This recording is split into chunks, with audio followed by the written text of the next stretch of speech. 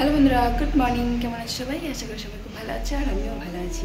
এই যে সকাল সকাল কাজ বাজ সব সারা হয়ে গেছে আর এখন মনে হয় 9টা বাজে। আর আমার বড় ছেলেকে খেতে দিয়ে দিয়েছি, ও খাচ্ছে, গুবলু ঘুমোচ্ছে। আর বড় ছেলে টিফিন বানিয়ে দিচ্ছে। যে উপরে গ্যাসটা কত দিন পর লাগালো, খুব অসুবিধা হচ্ছিল, নিচে যাওয়া আসা করে বারবার টিফিন বানালো, আবার উপরে কাজ করা খুব অসুবিধা হয়। আমি কি করি, উপরে টিফিনটা বানাই, একদিকে কাজ করে নিই, কোনো অসুবিধা হয় না। আলু ভাজা বানিয়ে দিয়েছি, এই যে আলু ভাজা আর পরোটা, গরম গরম পরোটা। গরম গরম তো আর খেতে হবে না, ঠান্ডা হয়ে যাবে। আর কালকে ছোলা সিদ্ধ করে দিয়েছিলাম, শুধু ছোলা সিদ্ধ খেয়ে থাকে, শুধু ছোলা সিদ্ধ। বাড়ি থেকে ভাত খেয়ে যায় আর ছোলা সিদ্ধ। দুবার টিফিন হয়। বাবু তোদের দুবার টিফিন হয় এখন? আর না একবারই হয়? ও এখন আবার একবার করে দিয়েছি। একবারই ঠিক আছে, একটু বেশিক্ষণ করে দিই, কিন্তু দুবার আবার টিফিন করলে পড়বে কখন? দুবার করে টিফিন হতো আগে, এখন চেঞ্জ হয়ে গেছে। একটু বেশি করে করলে পরোটা আমার চা দিয়ে খেতে ভালো লাগে, বুঝছো। এবার কুকুরকে ঘুম থেকে তোলাবো, সব কাজ পুরো কমপ্লিট, ঘর ঝাড় দেওয়া, মোছা, বাসি কাপড় চেঞ্জ করে এই যে পরোটাটা করতে এলাম। একটু দেরি হয়ে গেল, একটু না ভালোই দেরি হয়ে গেছে। টিফিন আবার বানানো হয়ে গেছে, 4টে পরোটা হয়ে গেছে, ওকে দিয়ে দেবো টিফিনে। এগুলো এই যে আমাদের চা দিয়ে খাওয়ার জন্য করছে, আমার খুব ভালো লাগে চা দিয়ে খাবো, খেয়ে দিয়ে পেটে ব্যথা করে, আবার দুধ চা। আজকে আমাদের বাড়িতে আমার মার শাশুড়ির মেয়ে আসবে একটা, অনেক দিন পরে এলো। আমার ননদের বিয়ের সময় এসেছিল, আজকে আসবে দুপুরের দিকে। দেখি চলো। বড় ছেলে আমার হাতে টিফিন পছন্দ করে না বলে রাগ করে 2 দিন টিফিন বানিয়ে দিইনি, জানো তো, বাজার থেকে কিনে নিয়েছে। ওই যে সেদিনকে পরোটা বানিয়ে দিয়েছিলাম, দিয়ে রাগ করে বলছে যে আমি খাবো না বলে আবার নিজেই নিয়ে চলে গেছিল। 4টে পরোটা, আলু ভাজা নিজে নিজে নিয়েছে, আমি রাগ করে দিইনি বলে নিজে নিজেই নিয়ে নিয়েছে। তো তার জন্য কি বলতো, আমার আর আমার বড় ছেলের মধ্যে কি যে ঝগড়া হয়, কি বলবো, ভাই বোনের মতো এত ঝগড়া হয়, মানে বলে বোঝানো যাবে না। তোমরা জানোই না আমার বড় ছেলের সাথে আমার সাথে যে কি ঝগড়া লাগে, কুটকুট ব্যাপার নিয়ে। ও যদি সকালবেলা ঘুম থেকে উঠে আমাকে গরম দেখায়, আমি রাগ করে বসে থাকি, সারাদিন ওর সাথে কথা বলি না। বাড়ি আসে স্কুল থেকে, আমাকে তেলাবে, ও মা ভুল হয়ে গেছে, ও মা সরি ভুল হয়ে গেছে, আর বলবো না, আমি তো মজা করে বলেছিলাম। আমার মন গলে যায়। আর ছেলেরা যতই যাই করুক না কেন, মায়েদের কখনো রাগ আসে না, জানো তো। এক প্রকার বলতে পারো মায়েরা না, মানে লাজ লজ্জাহীন, যত যাই অপমান করুক, যত যাইকে যেই কিছু বলুক না কেন, আবার সে তার সাথে যেচে পড়ে কথা বলতে যাবে। আমি রাগ করে বলি যে তুই আমার সাথে কথা বলবি না, বড় ছেলেকে বলি তুই আমার সাথে কথা বলবি না, ভালোভাবে যখন কথা বলতে পারবি তখন কথা বলবি। আবার আমি ওর সাথে যেচে পড়ে কথা বলতে যাই, আমাকে বলবে যে তুমি আমাকে কথা বলতে বারণ করবা, আবার নিজেই যেচে বসে আমার সাথে ভাব করতে আসবা। এইরকম নিয়ে সারাদিন যে খুটখুট করে কি ঝগড়া লাগে, তেমনি আজকে সকালবেলাতে লেগেছে। আসলে আমি একটু জোরে কথা বলি তো, আস্তে কথা বলতে পারি না, জোরে জোরে চেঁচিয়ে কথা বলি। এবার ডাকছি, জানো তো, সকালবেলা 7টার থেকে ডাকছি, ওট ওর স্কুল আছে।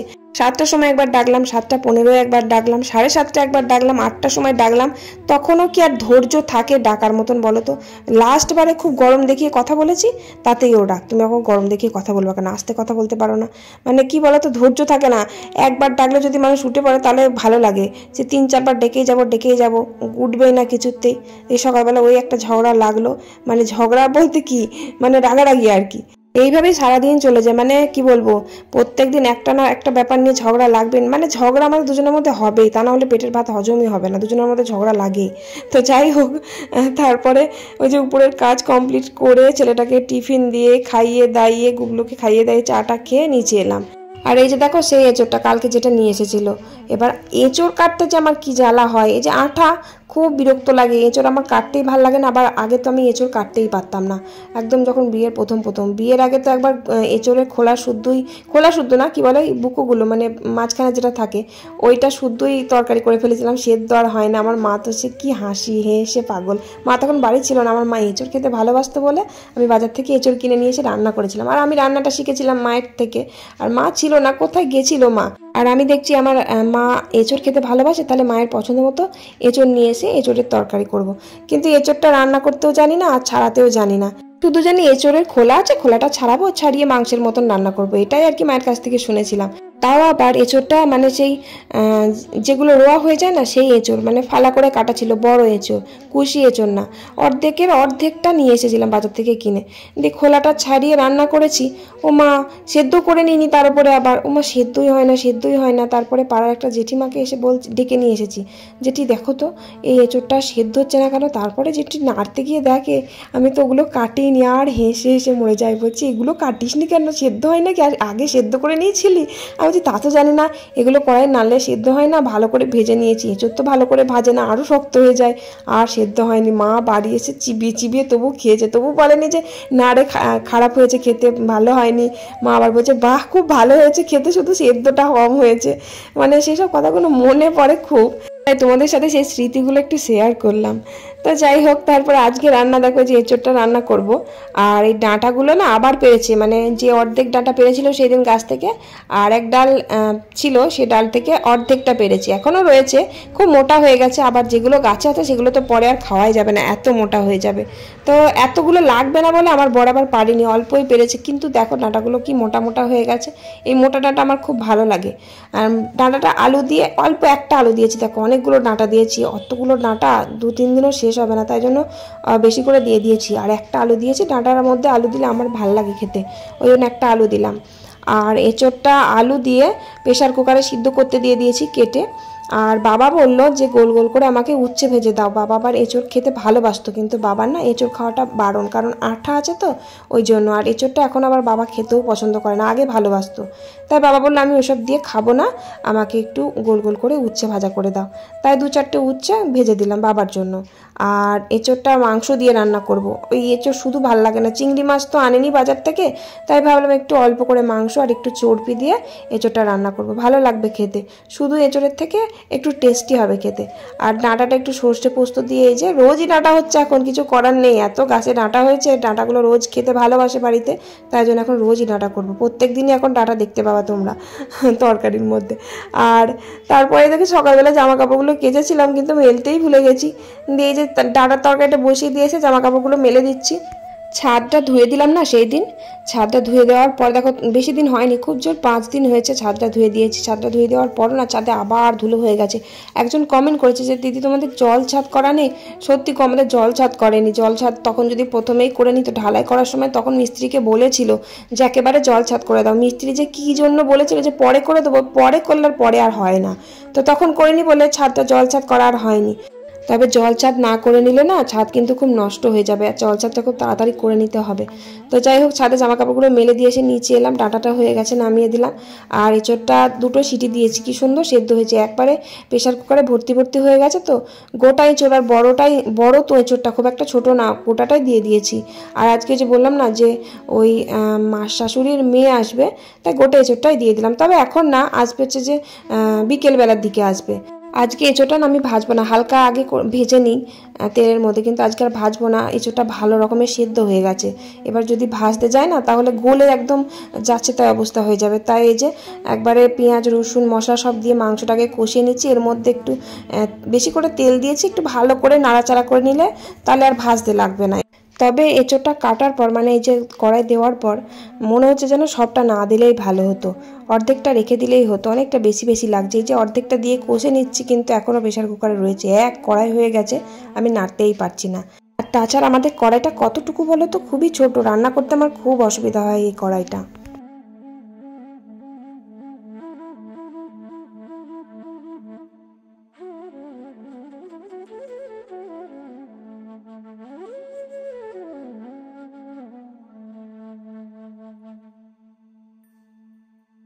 আচ্ছা বলো তো, এঁচোড়ে কি কালার এসেছে বলো তো, ঠিকঠাক কালার এসেছে না বলো? খুব একটা যে সবুজ সবুজ কালার এসেছে তা না, কিন্তু আমি কোনো শুকনো লঙ্কার গুঁড়ো বা কাশ্মীরি লঙ্কার গুঁড়ো কিচ্ছু দিইনি জানো। তেলের মধ্যে একটু চিনি দিয়েছি, আর লাল দিকে টমেটো একটু তেলের মধ্যে দিয়ে ভালো করে ভেজে নিয়েছি, আর পেঁয়াজটাও লাল করে ভেজে নিয়েছি, তাই দেখো কালারটা কিন্তু খারাপ আসেনি, মোটামুটি ভালোই হয়েছে। তো আমার ঘরের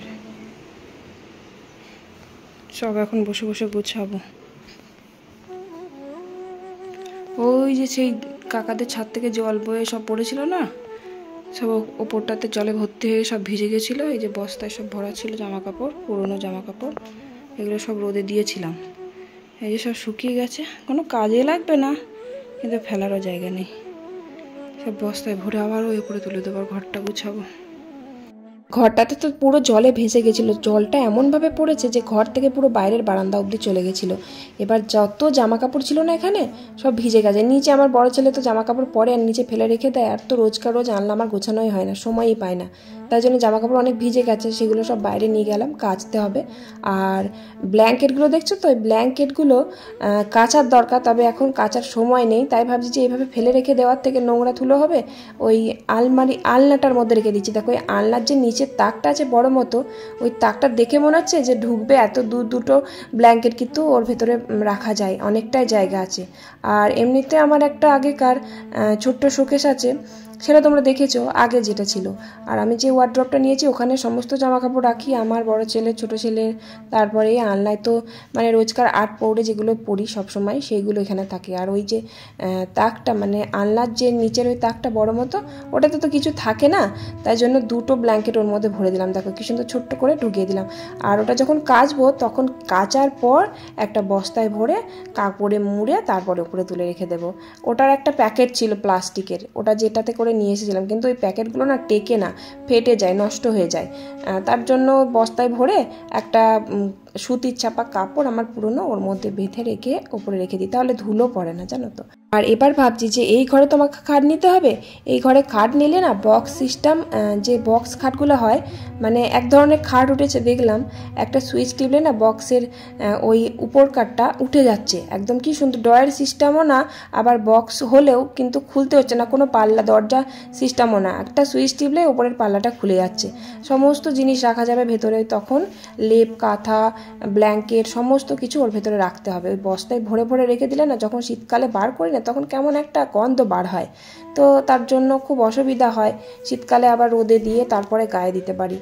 তাই দেখা যাক, এবার একটা ওই ঘরে খাট নিলে এবার বক্স খাটই নেবো, যাতে খাটের ভেতরে অনেক কিছু রাখা যায় ভিতরে। তো যাই হোক, তারপরে ঘর দর পরিষ্কার করে চান টান করলাম, চান করে যে খেতে বসেছি। আর এখন তো ডাঁটার তরকারি বেশি বেশি করে রান্না করছি, ডাঁটাটাই আগে বসে বসে চিবোচ্ছি। ডাঁটা শুধু খেয়ে নিয়ে লাস্টে ভাত খাবো, এত ডাঁটা রান্না করেছি আজকে। আমাদের বাড়িতে দেখো ডাঁটার গাদা, আর কোনো কোনো জায়গায় কতজন ডাঁটা পাই না। একটা বোন আমাকে কমেন্ট করেছিল যে আমাদের এখানে ডাঁটা 3টে ডাঁটা 20 টাকা না কত বলেছিল। তো দেখো আমাদের বাড়িতেই কত ডাঁটা গাছ, আর ওখানে ডাঁটা পাওয়া যায় না, কেমন লাগে খুব। আর আমাকে বলছে যে দিদি ভাই আমাকে 2টো ডাঁটা পার্সেল করে পাঠিয়ে দাও। সত্যি যদি পাঠাতে পারতাম না, তাহলে সত্যি করে ডাঁটা পার্সেল করে পাঠিয়ে দিতাম, জানো তো। তো তারপর এই যে দেখো খাওয়া দাওয়া করে 4টে সাড়ে 4টের দিকে গুড্ডু সোনাকে ঘুম থেকে তুলিয়ে ওই যে খেলা করছে, ওই যে বসে বসে খেলা করছে, আর আমি এই যে বাসনগুলো ধুয়ে নিচ্ছি। কি খাচ্ছ তুমি বাবা? ও গুড্ডু সোনা কি খাচ্ছ? ভুজিয়া না, পড়েনি বাবা, পড়েনি। ঢাকনা নেই, সত্যি তো পড়ে গেল, যা দৌড়ের সঙ্গে জল পড়ে। তুমি কি খাচ্ছ আমাকে সেটা বলো। তাই তো, আমি তো দেখতেই পাইনি। এটা কি খাচ্ছ? চিপস? আচ্ছা বেশ, খাও। গুলো এখন চিপস খাচ্ছে। চিপস, আলুর চিপস। হ্যাঁ আলুর চিপস খাও, ভালো। আলু কাটো, হ্যাঁ আমি খাই, হ্যাঁ আলু, হ্যাঁ দিয়ে এটা খাচ্ছি আমি। আচ্ছা বেশ, খাও। আলু ভাজা, চিপ চিপ, হ্যাঁ চিপ চিপ, আলুর চিপ। কেন? হ্যাঁ তুমি খাও, আমি ঘরটা ঝাঁট দিয়ে নিই। বিকেলবেলা ঘুম থেকে উঠে জানো তো একটুও দুধ খেতে চায় না, মানে এটা ওটা টুকটাক থাকলে ওর খুব ভালো লাগে, একটু নোনতা বিস্কুট বা একটু জেমস হলে খুব ভালো হয়, একটু ডেয়ারি মিল্ক থাকলে খুব ভালো হয়, পেয়ারা, ওই মাঝে সাঝে না ওর জন্য এনে ঘরে রেখে দিতে হয়। ওই যে জেমসের কোটোগুলো হয় না, ওই কোটোগুলো এনে রেখে দিই। কী করবো, ঘুম থেকে উঠে না একদম দুধই খেতেই চায় না, দুধ দিলে খুব রেগে যাবে। আর যদি ছাতু মাখা খাইয়ে দিই তাহলেও একটু খায়, তবে রোজ রোজ খেতে চাইবে না ছাতু মাখা। তার জন্য ওই যে ওই চিপসগুলো এনে রেখেছিলাম, চিপসগুলো একটু নোনতা বেশ খেতে ভালো, ওই বসে বসে এখন খাচ্ছে। খানিকক্ষণ পর একটু ঘুরে আসবো, তারপরে আবার ওকে দুধ খাওয়াবো। পিসি পিসি পিসিমণি,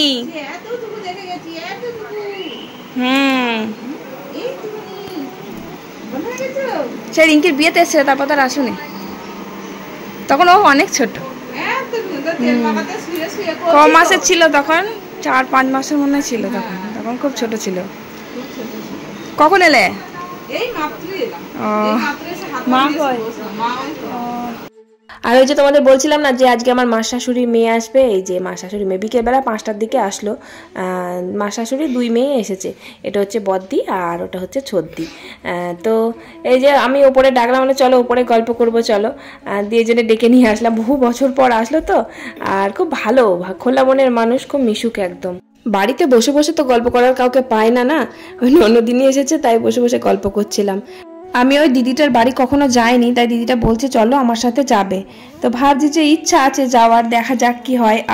ওই যে অগ্রদ্বীপে যাওয়ার কথা বলছিলাম না, যে অগ্রদ্বীপে মেলায় যাব, কিন্তু যেতে পারলাম না, প্রচণ্ড ভিড় হয় বলে। তো ওই দিদিটার সাথে যাওয়ার কথা ছিল, তো ভাবছি অগ্রদ্বীপে মা শাশুড়ি বাড়ি আছে, ওখানে এমনি ঘুরতে যাবো এই দিদিটার সাথে। 2 দিন পর যাব পাটুলিতে, মামা শ্বশুরের বাড়ি আছে, ওখানে যাবো একবার, আর মা শাশুড়ির বাড়িতে অগ্রদ্বীপে ঘুরতে যাবো। আর অগ্রদ্বীপ থেকে একটুখানি রাস্তা আমার এক স্পেশাল মানুষের বাড়িতে যাব ঘুরতে, তোমরা দেখতেই পাবে যদি যাই তো। মানে বহু বছর তাকে দেখবো, বহু বছর তার বাড়ি যাব, আর মানে তার সাথে আমার আত্মার সম্পর্ক বলতে পারো। মানে আমি বলছি না কে সেটা, তোমরা দেখতেই পাবে যখন যাব, ভিডিওতে তোমরা দেখতেই পাবে।